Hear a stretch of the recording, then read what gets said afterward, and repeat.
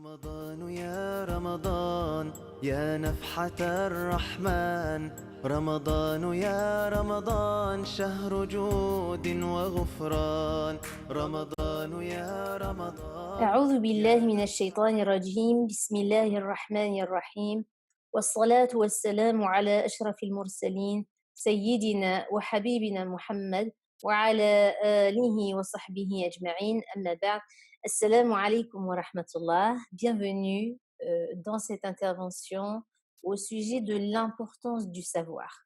L'importance du savoir mais également l'éthique du savoir que nous ne devons pas négliger et que nous ne devons pas oublier. Pour commencer, commençons par un verset dans lequel Allah subhanahu wa ta'ala dit وَمَا خَلَقْتُ الْجِنَّ وَالْإِنسَ إِلَّا لِيَعْبُدُونَ. Allah Azza wa Jal nous informe qu'il n'a créé les djinns et les hommes que pour l'adorer, que pour adorer Allah subhanahu wa ta'ala. La raison de notre existence sur cette terre, de notre passage sur cette terre, c'est d'adorer Allah subhanahu wa ta'ala. Alors la question qui va se poser, c'est comment adorer Dieu, comment adorer Allah, notamment si nous ne le connaissons pas. Comment adorer Allah dans l'ignorance. Allah subhanahu wa ta'ala, certes, nous demande de l'adorer, mais bien entendu, il nous a dicté comment l'adorer. Allah subhanahu wa ta'ala nous demande de l'adorer comme lui l'entend, comme lui le souhaite.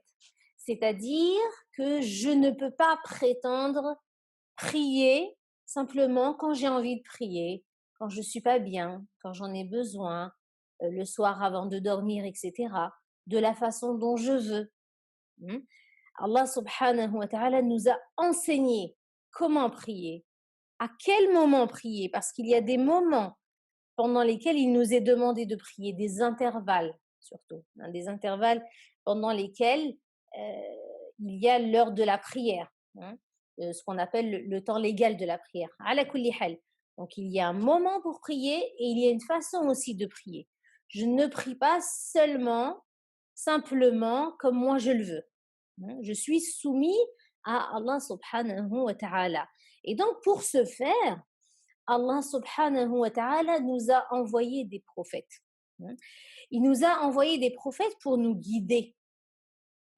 Et en effet, par exemple, notre bien-aimé prophète Muhammad sallallahu alayhi wa sallam, c'est lui qui nous a enseigné comment prier lorsqu'il dit par exemple « Sallu kama ra'aytumuni usalli » priez comme vous m'avez vu prier.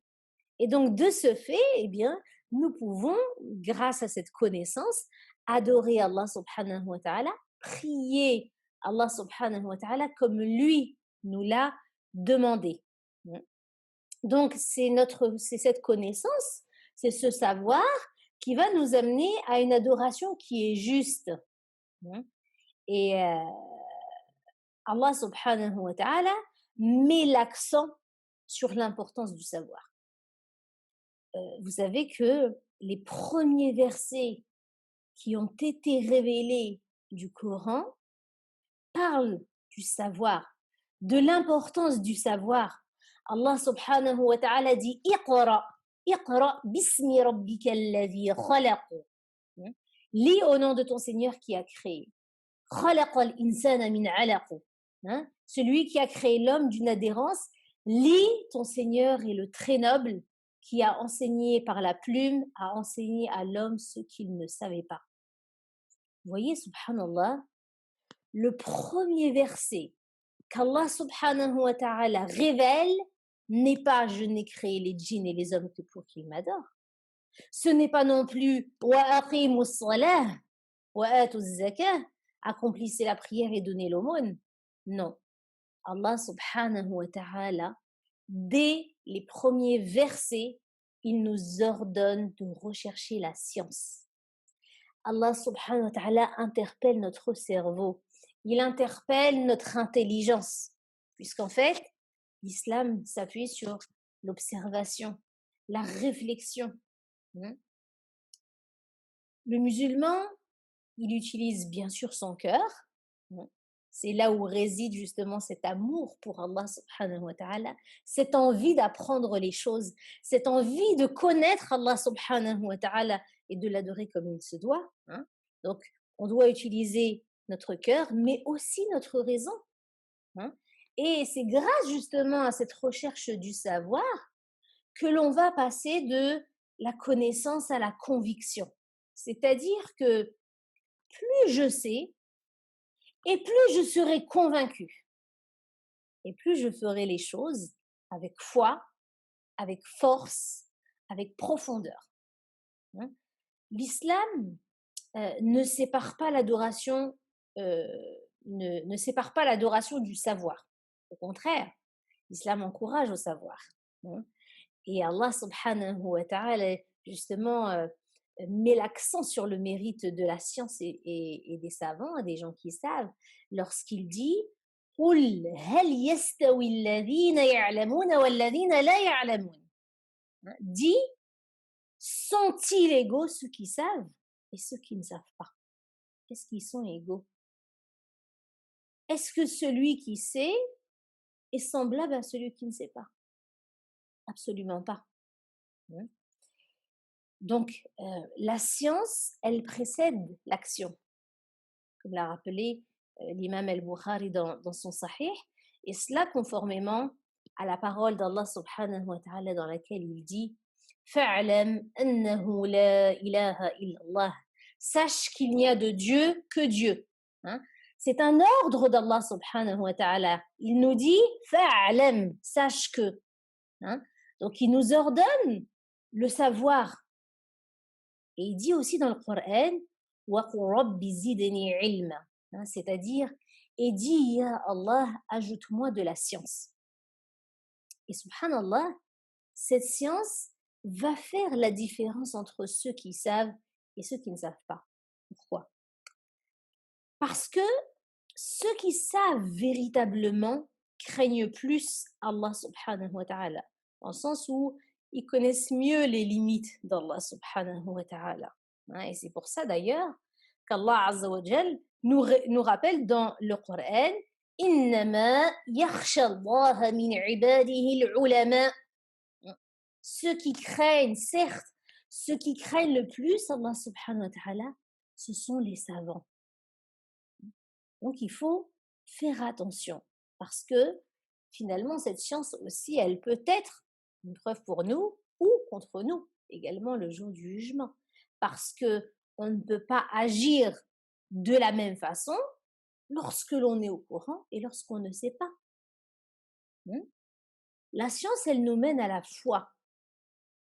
Et en effet, Allah Azza wa Jal, il lie la science et la foi, hein, lorsqu'il dit subhanahu wa ta'ala يرفع الله الذين آمنوا منكم والذين أوتوا العلم درجات والله بما تعملون خبير.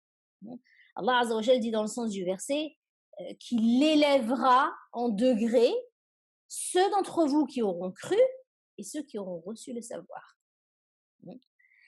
Allah est parfaitement connaisseur de ce que vous faites. Donc les deux, la foi et le savoir, parce qu'on a dit ceux qui auront cru, hein, première chose, et ceux qui auront reçu le savoir. Donc les deux, la foi et le savoir vont donc de pair. Et Allah subhanahu wa ta'ala, il les accorde à qui il veut, et notamment à ceux qu'il aime.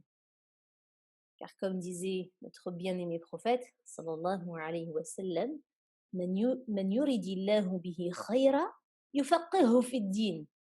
Celui à qui Dieu veut du bien, il l'instruit dans sa religion. Et c'est là la plus belle richesse que l'on puisse avoir dans cette vie. Et en parlant de richesse, il est rapporté que Abu Huraira radiyallahu anhu était passé une fois dans un marché et il avait dit aux gens qu'à ce moment même, il y avait l'héritage du prophète sallallahu alayhi wa sallam qui était en train d'être partagé. Et il leur dit, et vous êtes là, mais pourquoi vous n'allez pas prendre votre part de cet héritage? Et donc, ils lui ont demandé où avait lieu la distribution de son héritage, de l'héritage du prophète sallallahu alayhi wa sallam. Il leur a dit à la mosquée. Donc ils sont partis à la mosquée, mais ils ont trouvé personne en train de distribuer l'héritage du prophète sallallahu alayhi wa sallam à proprement parler. Et lorsqu'ils sont revenus voir Abu Huraira radiallahu anhu, ils lui ont dit qu'ils étaient allés à la mosquée, mais qu'ils n'avaient rien trouvé. Alors Abu Huraira radiallahu anhu leur a dit, il leur a demandé plutôt, vous avez trouvé personne à la mosquée?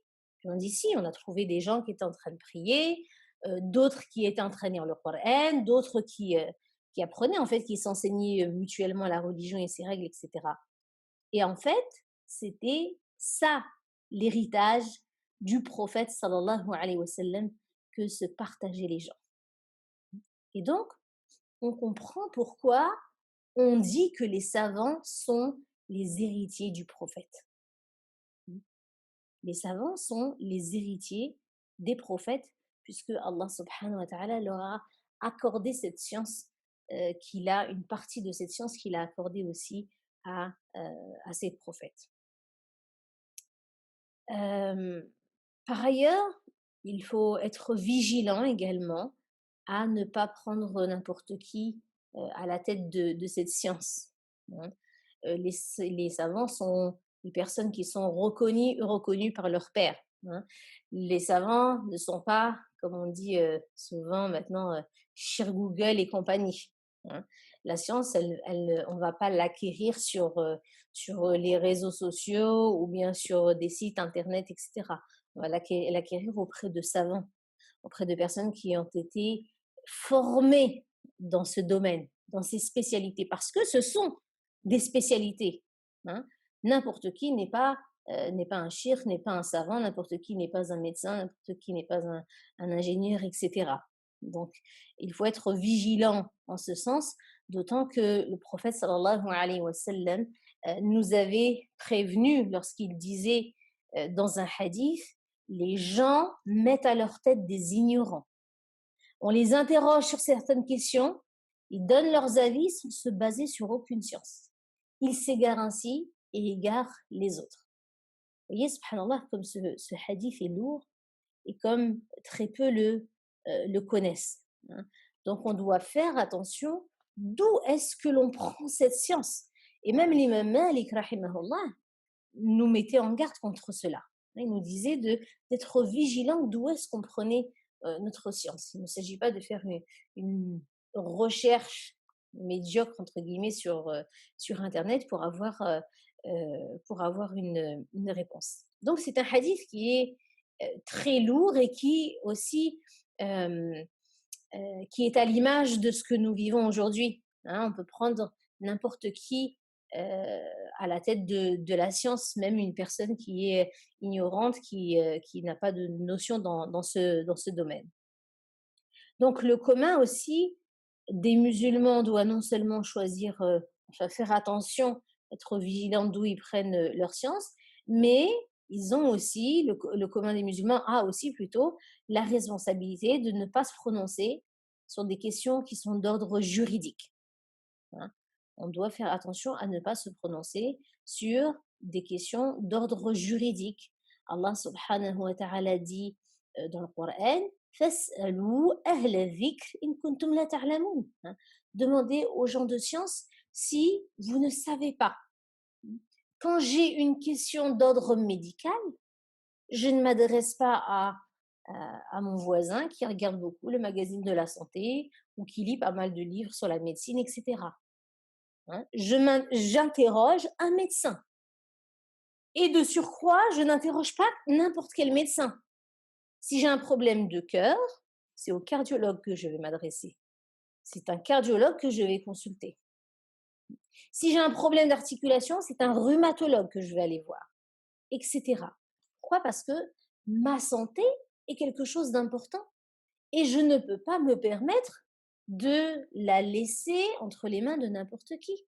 J'ai besoin d'un spécialiste pour avoir la réponse la plus adéquate. Et au niveau de la religion, eh bien, il en est de même.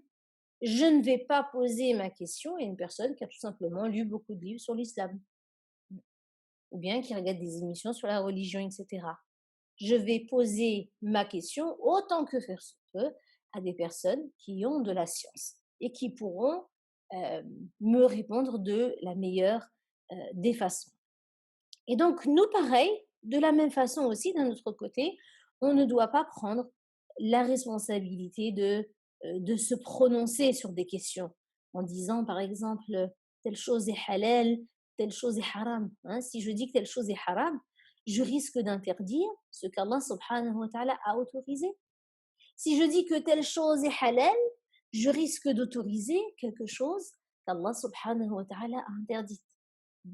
Même si on l'a entendu, nous ne sommes pas aptes à répondre à n'importe qui sur n'importe quel sujet.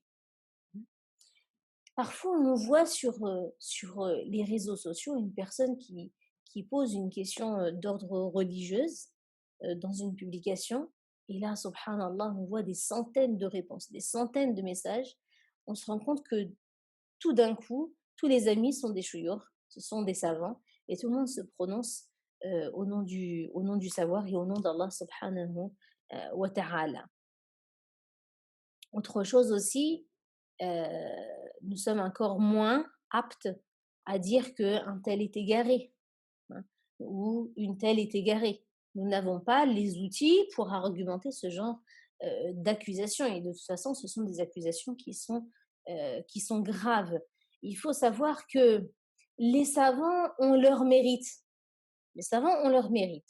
C'est-à-dire que quand bien même ils divergent, quand bien même ils ont des avis divergents, différents, eh bien, il faut savoir que chacun d'entre eux a sa récompense auprès d'Allah subhanahu wa ta'ala. Al-Nabi sallallahu alayhi wa sallam dit dans un hadith que lorsque le savant, en fait, il fait un ijtihad, un effort d'interprétation et qu'il parvient à la vérité, il est récompensé. Et lorsqu'il fait cet effort d'interprétation et qu'il se trompe, il a aussi une récompense auprès d'Allah subhanahu wa ta'ala. Pourquoi? Parce qu'il a fait cet effort d'interprétation, cet effort qui vise à être le plus proche possible de ce qu'Allah subhanahu wa ta'ala a voulu de nous. Donc, le savant, lui, quand il va vous répondre, peu importe son avis, lui a fait cet effort d'interprétation. D'accord? Donc, dans tous les cas, lui, il sera récompensé. Mais en aucun cas, je peux venir et dire que lui est égaré parce qu'il n'a pas le même avis que l'autre. Chacun fait son effort et chacun a sa récompense auprès d'Allah subhanahu wa ta'ala. Parce que de toute façon, il n'est de l'intérêt d'aucun savant, et ça c'est quelque chose qu'il faut vraiment garder en tête, il n'est de l'intérêt d'aucun savant que de dire ce qui n'est pas juste et que d'égarer des musulmans. Qui a pour intérêt d'égarer des musulmans? Donc il faut être vigilant aussi à ce niveau. Et enfin, j'aimerais évoquer aussi un autre point important qui est l'art de la rhétorique. Hein. L'art de la rhétorique, ce qu'on appelle ilm al-jadal. Le débat, bien entendu, est autorisé en islam. Hein. Le débat, il est autorisé en islam, mais il doit se faire avec adab. Il doit se faire avec bon comportement. Le but du débat, ce n'est pas d'humilier l'autre ou même de lui dire qu'il a tort. Le but du débat, c'est quoi? C'est d'essayer de montrer la vérité, hein, de parvenir à la vérité.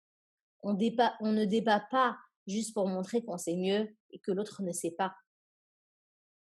D'ailleurs, on a un très bel exemple avec Omar ibn al-Khattab, radiyallahu anhu, qui disait كلما جدلت أحدا دعوت الله أن يجري الحق على لسانه. C'est-à-dire, à chaque fois que j'engage un débat avec quelqu'un, eh bien, j'invoque Allah subhanahu wa ta'ala afin qu'il mette la vérité sur sa langue, afin qu'il le fasse parvenir à la vérité. Et là, subhanallah, on voit que, en effet, son intention, elle est bonne, son intention, elle est pure, son intention, elle est sincère. Hein. On voit que son but dans le débat avec quelqu'un était noble, parce que son intention à lui, c'était quoi? C'était de le conduire à la vérité, qu'Allah subhanahu wa ta'ala le conduise à la vérité. Au point carrément de faire une dua, hein, je vais faire un débat avec une personne et je ne suis pas là en train de dire, Ya Allah, que je gagne ce débat, que je paraisse fort, qu'on me donne raison, etc. Non. Ya Allah, je te demande de faire parvenir la vérité sur sa langue. Allahu Akbar. Il y a vraiment une leçon pour nous dans le comportement de ce compagnon, radiallahu anhu. Et ainsi donc, parmi les règles de l'art de la rhétorique, il y a le fait de faire son possible pour prouver la vérité. Le fait aussi de ne pas élever sa voix sur l'autre, d'admettre aussi qu'on peut se tromper, hein. Alors que parfois, lorsqu'on se prononce, eh bien, on parle comme si c'était une révélation venant du ciel, hein, comme si on parlait au nom d'Allah subhanahu wa ta'ala et que c'était impossible, comme s'il était impossible de se tromper. Or, comme le disait l'imam al-Shafi'i, rahimahullah, il disait رأيي صواب يحتمل الخطأ ورأي غيري خطأ يحتمل صواب. C'est-à-dire, euh, mon avis est juste et il est susceptible de comporter une erreur. Et l'avis de l'autre est faux, mais il est probable qu'il soit juste. Donc vous voyez, même les plus grands savants, subhanallah, ils avaient cette modestie dans leur effort d'interprétation. Et ils ne prétendaient pas avoir la science infuse, comme c'est notre cas aujourd'hui. Ibn Taymiyyah, rahimahullah, disait qu'il nous était obligatoire de pardonner le petit nombre d'erreurs des savants face au nombre important de leurs bienfaits. Et il nous disait en fait qu'il fallait plutôt considérer leur qualité dominante. Parce que on ne peut pas dire qu'un savant est égaré pour la simple raison qu'il s'est trompé. En effet, subhanallah, il n'y a aucun homme, mis à part Rasulullah sallallahu alayhi wa sallam, qui est parfait. Tous commettent des erreurs. Et, euh, et il peut arriver qu'il y ait des savants qui se trompent dans ce qu'ils rapportent. Par exemple, donc l'erreur, elle fait partie de la nature humaine. Et les gens, ils se divisent par rapport à cela en deux groupes. Il y a un groupe qui commet des erreurs, mais dont les erreurs, elles sont insignifiantes ou involontaires par rapport à ses bienfaits. Et ça, c'est le groupe qui a pour principe la recherche de la vérité. Et le deuxième groupe, qui a parfois raison, mais ses bienfaits sont en très petit nombre. Ces bienfaits sont en très petit nombre ou involontaires par rapport à ses erreurs. Et ce groupe-là, il a pour principe la recherche de l'erreur et l'éloignement de la vérité. Donc à nous maintenant de faire partie du premier groupe en recherchant la science et en évitant de se contenter d'importer des avis, des fatawa ou des critiques d'internet ou d'ailleurs, sans nous baser sur une véritable science, sur une science authentique.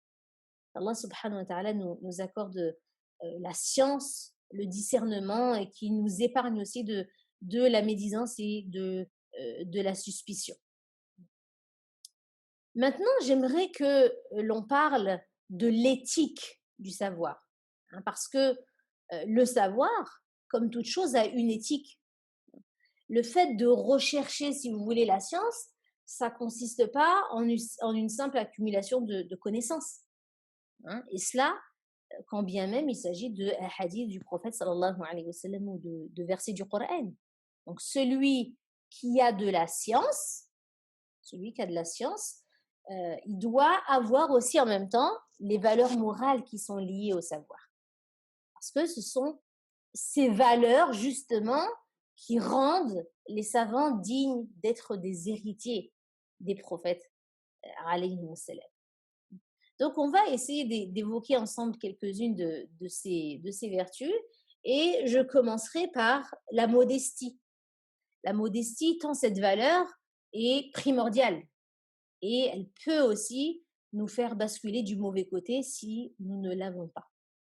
Donc, un véritable un véritable talib al-ilm, hein, un véritable étudiant dans la recherche de la science, ou même un savant, hein, il sait parfaitement que la science est un océan qui est immense.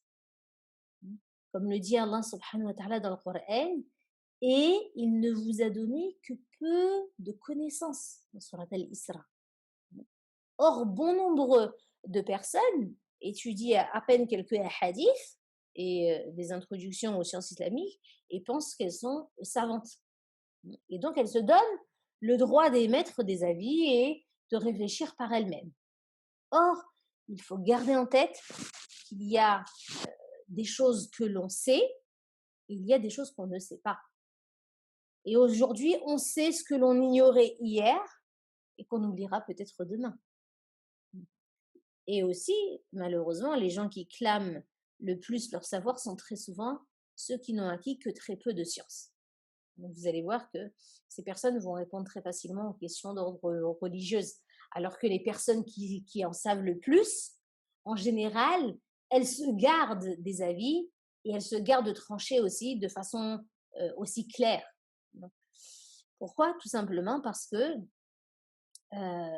ceux dont les connaissances sont plus profondes, si vous voulez, ben ceux-là, en fait, ceux-là découvrent dans leur quête du savoir que ce qu'ils ne savent pas dépasse de beaucoup ce qu'ils savent.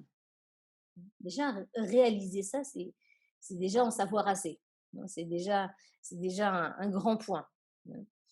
Et on peut prendre à ce titre l'imam Malik, l'exemple de l'imam Malik, rahimahullah, qui avait des centaines de chouyours, de professeurs, et il est devenu moufti à l'âge de 17 ans, mashallah.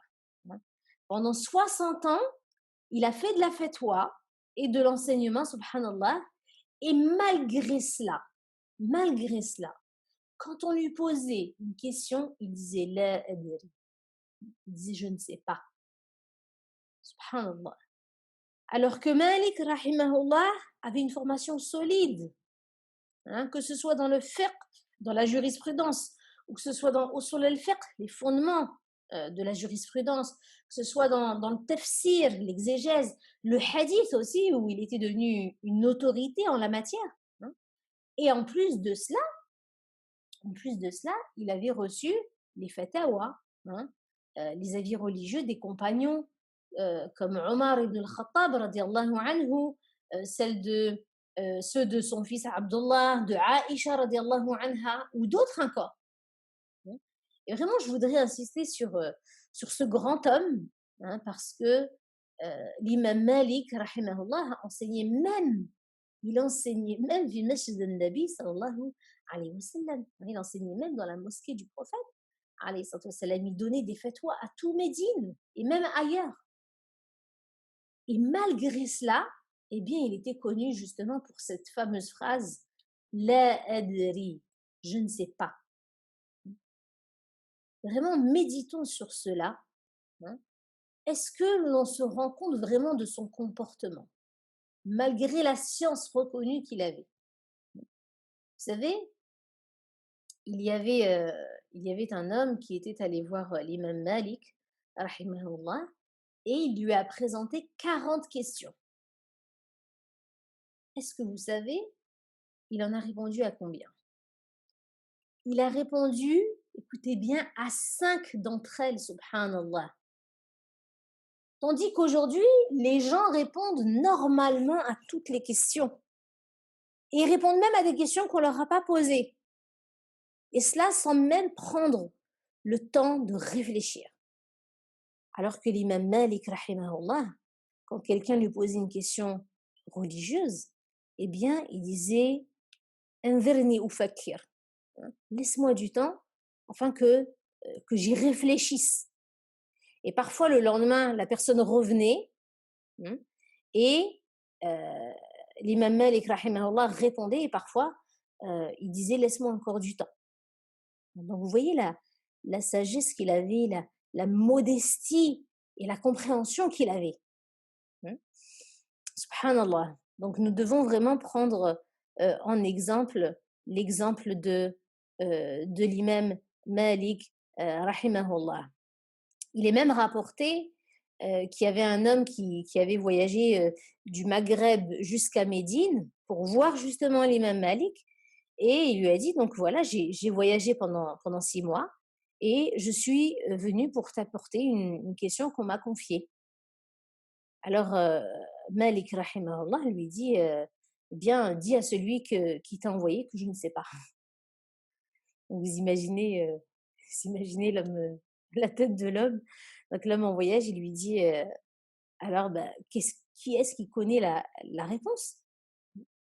Et Malik, rahimahullah, sa modestie et sa sagesse, il lui dit, celui à qui Allah a enseigné. Mais bon, il lui dit, tu peux revenir demain, hein, comme ça j'aurai le temps de réfléchir et de lire ce qui se rapporte à ce sujet.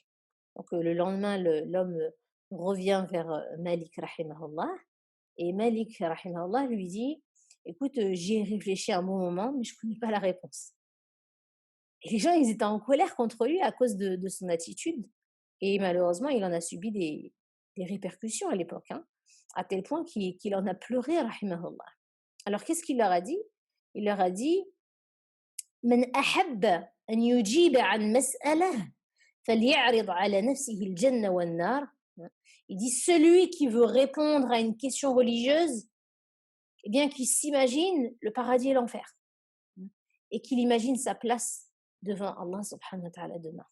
وَلْيَتَصَوَّرْ مَوْقِفَهُ مِنَ اللَّهِ غَدًا. Et ça, c'est un bon rappel pour nous.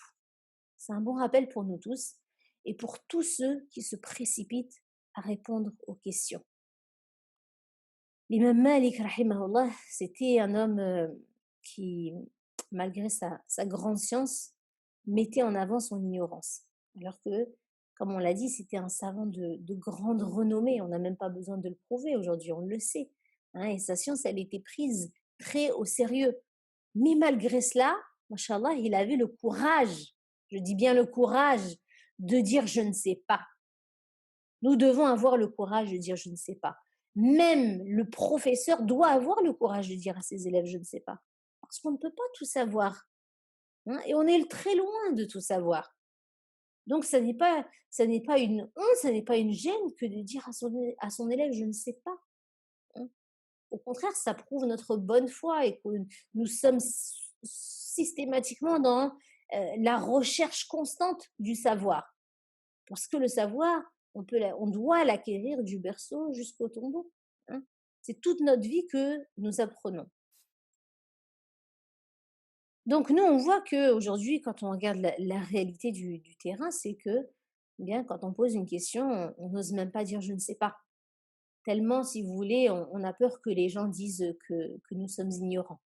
Vous savez que l'imam Malik, non, l'imam al-Shafi'i, rahimahullah, c'était l'élève de Malik, hein, et il était aussi modeste que son cheikh. Hein, il disait, plus j'apprends des choses, hein, plus mon savoir augmente et plus mon ignorance, elle grandit. Hein. Plus j'apprends des choses et plus mon ignorance grandit. C'est-à-dire que finalement, plus j'apprends et plus que je me rends compte qu'en fait, je ne connais pas grand-chose. Je ne connais rien même. Hein. Je réalise que je ne connais rien du tout. Donc, vous voyez, subhanallah, la science lui a appris qu'il ne savait que très peu de choses. Que ce qu'il connaissait, c'était qu'une goutte d'eau dans un océan de science. Alors que l'imam al-Shafi'i, mashallah, c'était le fondateur de l'une des 4 grandes écoles juridiques sunnites. Hein. Donc, vous voyez la modestie dont il faisait preuve, subhanallah. Et donc, à notre tour aussi, nous devons être modestes dans le peu de science qu'Allah subhanahu wa ta'ala nous accorde. Et en plus de cela, hein, pour aller plus loin, on doit tâcher de mettre en pratique ce que l'on a appris. Hein. Parce que cette science que Dieu peut nous accorder éventuellement, elle doit faire de nous des belles personnes. Elle doit faire de nous des personnes qui brillent par leur comportement, par leur sagesse, par leur humilité. Hein. Et aussi ceux qui ont eu la chance d'apprendre leur religion ne doivent pas se sentir supérieurs aux autres. Ils ne doivent pas penser que bah, les autres, ils sont perdus, que les autres, ils savent rien du tout. Hein.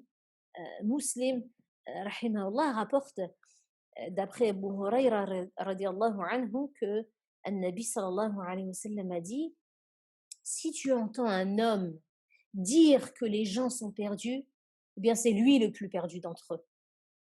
Subhanallah. Donc, qui peut prétendre qu'un tel est perdu, hein, ou qu'un tel est voué à l'enfer, subhanallah.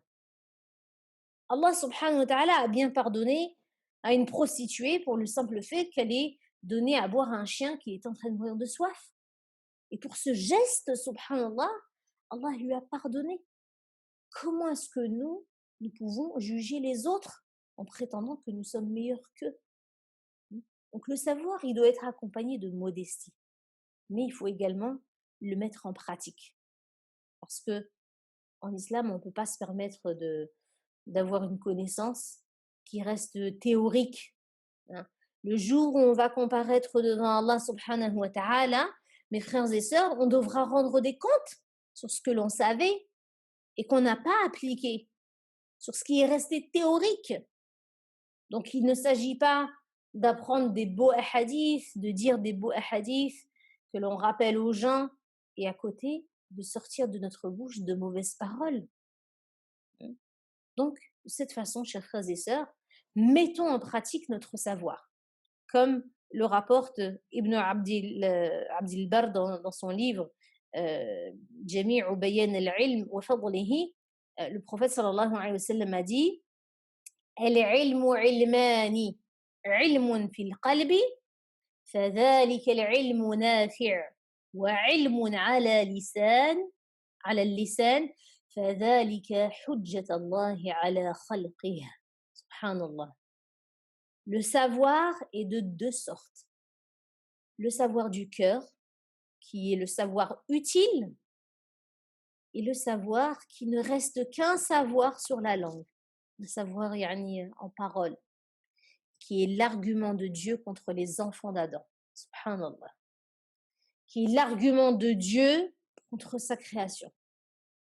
Donc, si on connaît des choses et que celles-ci ne se traduisent pas dans nos actions, alors on s'expose à de lourdes responsabilités. Parce que ceux qui savent ne seront pas égaux à ceux qui ne savent pas. Ceux qui savent seront 2 fois plus responsables. Donc, ainsi, le fait de savoir doit nous permettre d'être de meilleurs serviteurs, d'être de meilleurs hommes, d'être de meilleures femmes, d'être de meilleurs enfants, de meilleurs époux, de meilleures épouses, de meilleurs citoyens, subhanallah, de meilleurs voisins, de meilleurs adorateurs d'Allah subhanahu wa ta'ala. Et c'est pour ça que Rasulullah sallallahu alayhi wa sallam implorait Allah subhanahu wa ta'ala contre un savoir qui ne profite pas. C'est-à-dire un savoir qui est dissocié de morale et de bon comportement. Lorsqu'il disait sallallahu alayhi wa sallam, Allahumma inni a'udhu bika min ilmin la yanfa'. Oh Allah, je te demande protection contre une science qui n'est pas utile. Je demande donc à Allah subhanahu wa ta'ala pour nous tous protection contre une science qui n'est pas utile, contre un cœur qui ne craint pas, contre une âme qui ne se rassasie pas et contre une invocation qui n'est pas exaucée. Barakallahu fikum. Allah subhanahu wa ta'ala nous permette d'être à la hauteur de cet honneur qu'il accorde à qui il aime, à savoir la science.